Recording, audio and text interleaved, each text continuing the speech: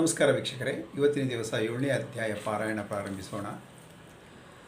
ಶ್ರೀ ಗಣೇಶ ನಮಃ, ಶ್ರೀ ಸರಸ್ವತಿ ನಮಃ, ಶ್ರೀ ಗುರುಭ್ಯೋ ನಮಃ, ಶ್ರೀ ಕುಲದೇವತಾಯ ನಮಃ, ಶ್ರೀ ಶ್ರೀಪಾದ ಶ್ರೀವಲ್ಲಭ ಶ್ರೀ ನರಸಿಂಹ ಸರಸ್ವತಿ ದತ್ತಾತ್ರೇಯ ಗುರುಭ್ಯೋ ನಮಃ.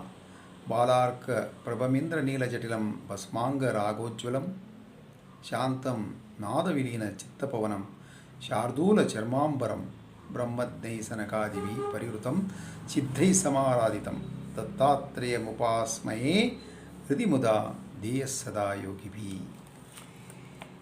ಈಗ ಹಿಂದಿನ ಸಂಚಿಕೆಯಲ್ಲಿ 6ನೇ ಸಂಚಿಕೆಯಲ್ಲಿ ರಾವಣನು ತಪಸ್ಸಿನಿಂದ ಶಿವನಿಂದ ಆತ್ಮಲಿಂಗ ಪಡೆದು ಹೋಗುವಾಗ ಗಣಪತಿ ನಾರದರು ತಡೆದು ಗಣಪತಿಯು ಆ ಆತ್ಮಲಿಂಗವನ್ನು ಗೋಕರ್ಣದಲ್ಲಿ ಸ್ಥಾಪಿಸಿದರು. ಗೋಕರ್ಣದ ಮಹಾತ್ಮೆಯನ್ನು ಸಿದ್ಧಯೋಗಿಗಳು ನಾಮಧಾರಕನಿಗೆ ಹೇಳ್ತಾರೆ. ಅದೇ ಥರ ನಾಮಧಾರಕ ಸಿದ್ಧ ಯೋಗಿಗಳಿಗೆ 7ನೇ ಅಧ್ಯಾಯದಲ್ಲಿ ಇನ್ನೂ ಹೆಚ್ಚು ಗೋಕರ್ಣದ ಮಹಾತ್ಮೆಯನ್ನು ಹೇಳಿ ಅದರ ಕ್ಷೇತ್ರದ ಬಗ್ಗೆ ಅಂತ ಹೇಳ್ತಾರೆ. ಅವ ಸಿದ್ಧಯೋಗಿಗಳು ಹೇಳಲು ಪ್ರಾರಂಭಿಸುತ್ತಾರೆ. ಹಿಂದೆ ಸಿದ್ಧಯೋಗಿಗಳು ಹೇಳ್ತಾರೆ ನಾಮಧಾರಕನಿಗೆ, ಹಿಂದೆ ಇಕ್ಷ್ವಾಕು ವಂಶದಲ್ಲಿ ಮಿತ್ರಸೇನ ಎಂಬ ರಾಜನಿದ್ದ. ಅವನು ಧರ್ಮವಂತನಾಗಿದ್ದ. ಅವನ ಹೆಂಡತಿ ಹೆಸರು ಮದಯಂತಿ. ಒಂದು ದಿನ ಅವನು ಬೇಟೆಗೆ ಹೋಗುವಾಗ ಅರಣ್ಯದಲ್ಲಿ ಒಂದು ಭಯಂಕರ ಒಂದು ರಾಕ್ಷಸವನ್ನು ಎದುರುಕೊಂಡಿತು. ಆವಾಗ ಅದನ್ನು ಅವನು ಬಾಣ ಬಿಟ್ಟಾಗ ಅದು ಬಿದ್ದು ಸತ್ತು ಹೋಯಿತು ಆ ರಾಕ್ಷಸ. ಆವಾಗ ಆ ರಾಕ್ಷಸ ತನ್ನ ತಮ್ಮನ್ನು ಕರೆದು ಹೇಳ್ತಾನೆ, ಈ ರಾಜನ ಮೇಲೆ ಪ್ರತೀಕಾರ ತೀರಿಸಿಕೊಳ್ಳು ಅಂತ ಹೇಳ್ತಾನೆ. ಆವಾಗ ಆ ರಾಕ್ಷಸನ ತಮ್ಮ ಏನು ಮಾಡ್ತಾನೆ, ಒಂದು ಕಪಟ ಸೇವಕನ ವೇಷದಲ್ಲಿ ಮಿತ್ರಸೇನನ ಹತ್ತಿರ ಬಂದು ಸೇವೆ ಮಾಡಲು ಪ್ರಾರಂಭಿಸಿ, ಒಂದು ದಿನ ವಶಿಷ್ಠರನ್ನು ಮಿತ್ರಸೇನ ಶ್ರಾದ್ದ ಊಟಕ್ಕೆ ಕರೆದಿರ್ತಾನೆ. ಆವಾಗ ಅವನು ಊಟದಲ್ಲಿ ನರಮಾಂಸವನ್ನು ಬೆರೆಸ್ತಾನೆ. ಯಾರು? ಕಪಟ ಸೇವಕ. ಅದು ವಶಿಷ್ಠರಿಗೆ ಗೊತ್ತಾಗಿ ತಿಳಿದು ಅವರು ರಾಜನಿಗೆ ಕೋಪಗೊಂಡು ಶಾಪ ಇಡ್ತಾರೆ. ರಾಜ, ನೀನು ಬ್ರಹ್ಮರಾಕ್ಷಸನಾಗಿ ಆಗಿಬಿಡು ಅಂತ, ಬ್ರಹ್ಮರಾಕ್ಷಸನಾಗು ಅಂತಾರೆ. ಆವಾಗ ಅವನು ಕೋಪಗೊಂಡು ಮಿತ್ರಸೇನ ವಶಿಷ್ಠರ ಮೇಲೆ ಕೋಪ ಬಂದು ಮರುಶಾಪ ಕೊಡಕ್ಕೆ ಹೋಗ್ತಾನೆ. ಅಷ್ಟರಲ್ಲಿ ಅವನ ಹೆಂಡತಿ ರಾಣಿ ಮದಯಂತಿ ಮಧ್ಯೆ ಬಂದು, ಗುರುಗಳನ್ನು ಶಪಿಸುವುದು ತುಂಬ ತಪ್ಪು, ಅದಕ್ಕೆ ವಿನಯದಿಂದ ಕೇಳ್ತಾಳೆ. ಆವಾಗ ವಶಿಷ್ಠರು ಶಾಂತವಾಗಿ ಅವಳೇ ಹೇಳ್ತಾರೆ, ಇವನಿಗೆ 12 ವರ್ಷ ಬ್ರಹ್ಮ ರಾಕ್ಷಸವಾಗಲಿ ಅಂತ ಶಾಪವನ್ನು ಕಮ್ಮಿ ಮಾಡ್ತಾರೆ. ಆಮೇಲೆ ಅವನು ಬ್ರಹ್ಮ ರಾಕ್ಷಸನಾಗಿ ಅರಣ್ಯದಲ್ಲಿ ಅವನ ಕಲ್ಮಶಪಾದ ಅಂತ ಅವನ ಹೆಸರು, ಬ್ರಹ್ಮ ರಾಕ್ಷಸನಾಗಿ ತಿರುಗಾಡ್ತಾ ಇದ್ದಾನೆ ಮಿತ್ರಸೇನ. ಆವಾಗ ಕ್ರೂರ ಪ್ರಾಣಿ ಜಂತುಗಳನ್ನು ತಿಂತ ಮಾನವರನ್ನು ಸಹಿತ ತಿಂತಾ ಇರ್ತಾನೆ. ಒಂದು ದಿನ ಒಬ್ಬ ಶ್ರೇಷ್ಠ ಬ್ರಾಹ್ಮಣನನ್ನು ತಿಂದಾಕ್ತಾನೆ. ಅವಾಗ ಬ್ರಾಹ್ಮಣನ ಹೆಂಡತಿ ಬಂದು ಶೋಕದಿಂದ ಅವನಿಗೆ ಮತ್ತೆ ಶಾಪ ಕೊಡ್ತಾಳೆ. ನೀನು ಗೌತಮರ ಶಾಪ ಗೌತಮರಲ್ಲ, ನೀನು ವಶಿಷ್ಠರ ಶಾಪ ಮುಗಿದ ಮೇಲೆ ನೀನು ಮತ್ತೆ ನಿನ್ನ ಹೆಂಡತಿಯನ್ನು ಸೇರಿದರೆ ನಾಶವಾಗ್ತೀಯ ಅಂತ. ಆವಾಗ ಅವನು 12 ವರ್ಷ ಬ್ರಹ್ಮರಾಕ್ಷಸನಾಗಿ ವಿಮೋಚನೆ ಆದ ಮೇಲೆ ನಗರಕ್ಕೆ ಒಳಗೆ ಹೋಗ್ತಾ ಇರ್ತಾನೆ. ಆವಾಗ ಅವನ ಹೆಂಡತಿ ಎದುರಾದಾಗ ಸಂತೋಷ ಪಡ್ತಾಳೆ. ಆದರೆ ಏನು ಮಾಡೋದು, ಈ ಬ್ರಾಹ್ಮಣಿ ಕೊಟ್ಟ ಶಾಪವನ್ನು ಹೆಂಡತಿಗೆ ಹೇಳ್ತಾನೆ. ಅದಕ್ಕೆ ಅವರು ದೂರ ಇದ್ದು ಪುಣ್ಯಕ್ಷೇತ್ರಕ್ಕೆ ದರ್ಶನ ಕೊಡ್ತಾ ಹೋಗ್ತಾರೆ. ಆವಾಗ ಗೌತಮ ಋಷಿಗಳು ಭೇಟಿಯಾಗ್ತಾರೆ.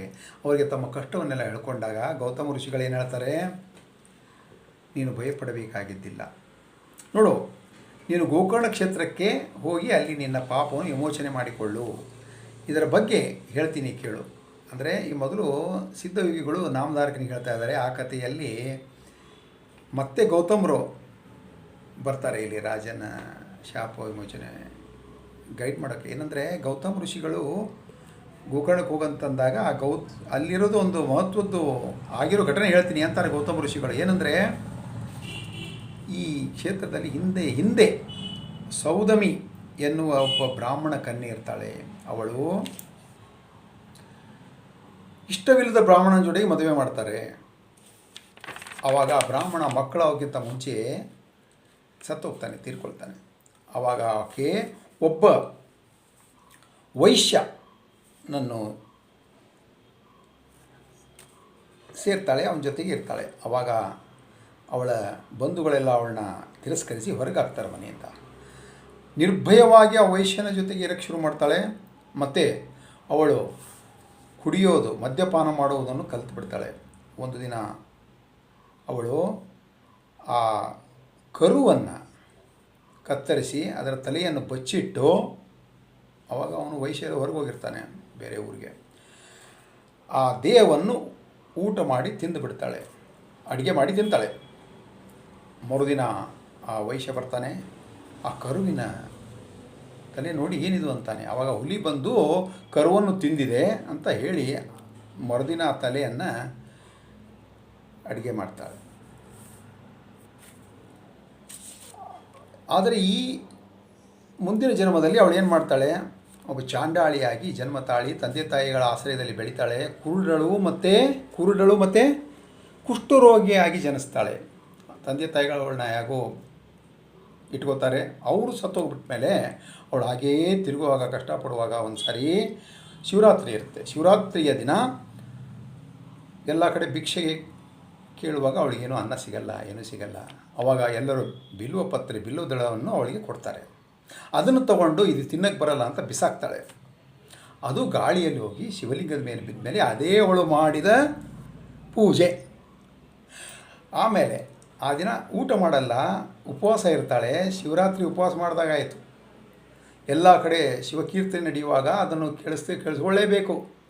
ಆವಾಗ ಅದರಿಂದ ಅವಳು ಶಿವದೂತರು ಕೈಲಾಸದಿಂದ ಬಂದು ಹೇಳ್ತಾರೆ, ನೋಡಿ, ಯಾರು ಶಿವನ ಉಪವಾಸ ಮಾಡಿ ಆ ದಿನ ಭಕ್ತಿಯಿಂದ ಪೂಜೆ ಮಾಡ್ತಾರೋ ಅವ್ರನ್ನ ಸತ್ತ ಮೇಲೆ ಕೈಲಾಸಕ್ಕೆ ಕರ್ಕೊಂಬ ಅಂತಾರೆ. ಅವಳು ಬಿದ್ದು ಅಲ್ಲಿ ಸ್ನೇಹ ತಪ್ಪಿ ಸತ್ತೋಗ್ಬಿಡ್ತಾಳೆ. ಆವಾಗ ಶಿವಕಿಂಕರರು ಮತ್ತು ಶಿವದೂತರು ಅವಳನ್ನ ಕರ್ಕೊಂಡೋಗಿ ಕೈಲಾಸದಲ್ಲಿ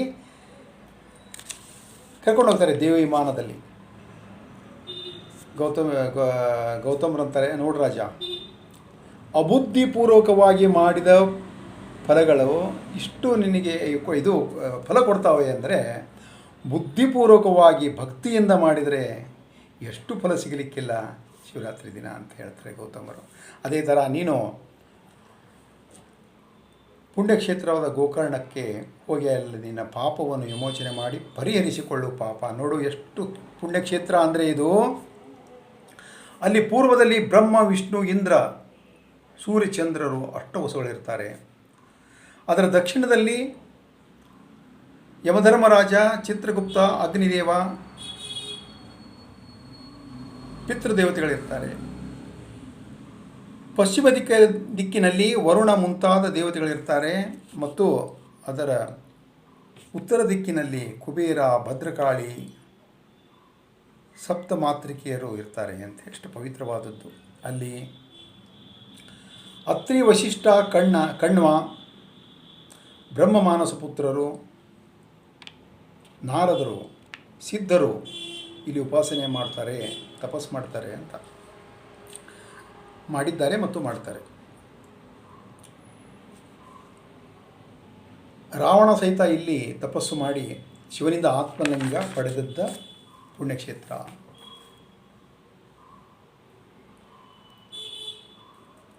ಇಲ್ಲಿ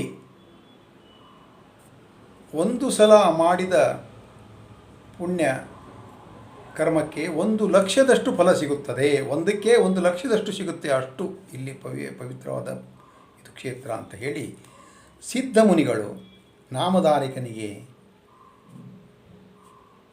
ಇದು ಸಜ್ಜನಿಗೆ ಆಶ್ರಯವಾದ ಪುಣ್ಯಕ್ಷೇತ್ರ ಗೋಕರ್ಣ. ಅಲ್ಲಿ ಗಣಪತಿಯು ಶಿವನ ಆತ್ಮಲಿಂಗವನ್ನು ಸ್ಥಾಪಿಸಿದ್ದು